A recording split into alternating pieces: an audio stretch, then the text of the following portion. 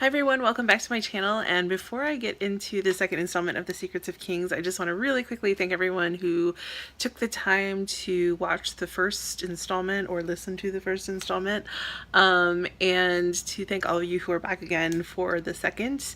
And I just want everyone to know that I really appreciate the support, and that I do hope you'll stick around for at least a few episodes, feel it out, see if you like it. I realize, of course, that literary tastes could be, totally subjective. So what some of you might like, some of you may not. So I thank you for at least giving it a try. And hopefully you'll stick around for a few more episodes just to see if it sticks. And if it does, great. And if it doesn't, I totally understand. I mean, this is kind of part of this experiment, right? Just gonna throw it out there and see if you all like it. So honestly, my most deeply felt thank you to all of you who are supporting this and giving it a watch. I really, truly appreciate it. So without further ado, we have The Secrets of Kings, Chapter 2.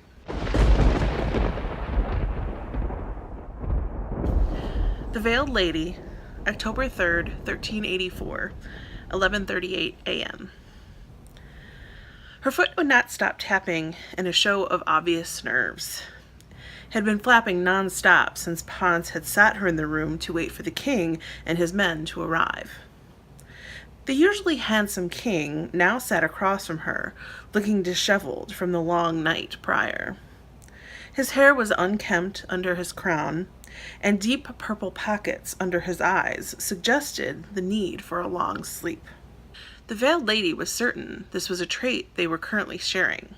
However, even with the disarray the king displayed, it was not the king that made her nervous, so much as his councilmen, who were sitting at his sides. Her mission, which started today, would end quickly if any of them recognized her, and would reveal a scandal unlike any the kingdom of Frowena had ever been party to in the past. She had covered herself from head to toe in the gray veil, the standard dress for women of the highly secretive Clarity sect, whose members occupied regions within the upper portions of the kingdom. It was imperative that this disguise serve its purpose, as not to put her in danger. But this was the first time wearing the garb for any duration of time, and she had never attempted to wear it in front of people who may recognize her. As the eyes of those sitting before her seemed intent upon piercing the veil, her paranoia about the effectiveness of her disguise ballooned. The oldest of the king's councilmen finally broke the silence in which they had been sitting. The king tells us that one of his advisors in the north highly recommended you as an emergency wet nurse for the new prince. Is this a service you would be willing to perform for his majesty the king and his newborn son?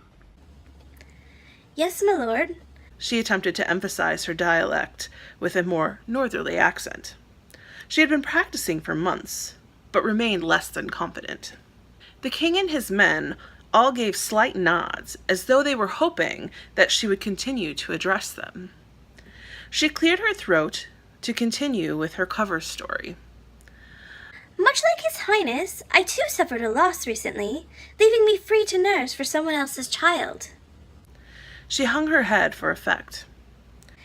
It has been 2 days since I have properly nursed. I'm happy to take on the honor of nourishing the new prince. However, it would be imperative that I start right away, or we will risk my body reversing my breast abilities to produce milk. Here, there was another uncomfortable silence.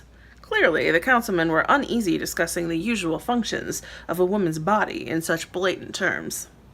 The Veiled Lady knew it would make them squirm, but she was hoping their discomfort would lead to an abbreviated interview. One of the councilmen finally began to speak. We are sorry to hear of your loss. How old was your child? The king interrupted before she could answer herself. Nearly 3, I believe was what my advisor told me. He looked to the Veiled Lady, who gave a partial nod to confirm his answer. Although I am sorry to hear of your loss, I am happy to hear that you are willing to use your womanly resources to ensure the royal prince is well provided for. If I am honest, I cannot see any reason why we should further delay this process. The prince has not fed for several hours, and the only feeding he has had was the result of the kindness of the wife of one of our kitchen staff. Why don't I show you to my newborn son's chambers? The councilman showed surprise by the king's quick acceptance of the veiled lady with so little interrogation. She, on the other hand, was happy to abbreviate the formality of this interview. Your Highness, I must insist that you consider further vetting. We do not know... With a swift and sharp interruption, the king stood his ground. I beseech you, good sir, do not question me. I have confidence in the advisor from whom I received this lady's recommendation, and as a grieved mother herself, I have confidence that this arrangement will be beneficial to all involved. The king stood, turning to each side and delivering a telling look. The councilman conceded, and the king turned and extended his hand to the veiled lady. She could see the surprise once again on the faces of his councilmen. That the king himself would offer his assistance to some common woman he had just met clearly perturbed them. She lifted her gloved hand and gently placed it in his anyway. He looked down at her intently, as though he was attempting to make out her face through the depths of the veil that she was wearing. She gently squeezed his hand as she stood. She was experiencing a bit of pain in her mid-region, so getting up and down was not exactly anticipated in any pleasurable fashion.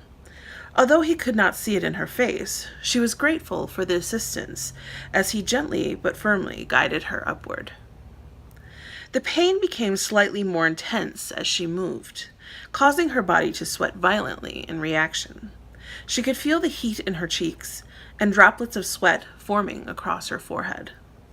She swiveled just enough to peek at the cushion on which she had been sitting, examining the seat to ensure that no remnants of her body's womanhood crept through the additional layers of cloth that she had been wearing to avoid any such embarrassment.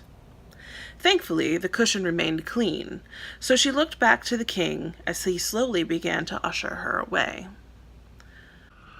My lady, She heard from behind, just as she and the king reached the doorway. Yes, my lord. She responded, looking over her shoulder. The king had continued to hold her hand as they slowly walked toward the exit of the room, and she was unsure how best to address the councilman from behind without losing the needed support of the king's walking assistance. In answer, the king walked around her, allowing her body to gracefully pivot until she was face to face with the councilman. your husband, my lady. The councilman continued. Yes? She questioned. She was fairly certain they could hear the slight panic in her voice. She had stupidly let her guard down, expecting the inquiry had officially ended with King Corbin's harsh words towards his councilman. My lady, will your husband require any accommodations as you are here to serve in this capacity? As I understand it, the hamlet you are from is more than 3 hours by carriage. Can we do anything to provide accommodations or work to your husband as you serve? My husband. She stammered. Think, she demanded of herself. All the preparation in the previous months regarding her cover story, and neither she nor her conspirators had anticipated she would be required to answer for a husband. She was in awe for just a moment at their oversight. My husband. She struggled.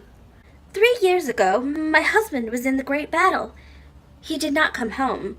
She lied. It was the quickest thing she could come up with, but she felt terrible for saying it. Although her husband did play a large role in the great battle, he did, in fact, come home, and he was still very much alive. King Corbin squeezed her hand gently, turning her back around and leading her out of the room and towards his son's chamber. The veiled lady finally relaxed a bit. She would officially be overseeing the health and well-being of the heir, which was exactly where she needed to be, and the process getting there was infinitely less trying than she had anticipated.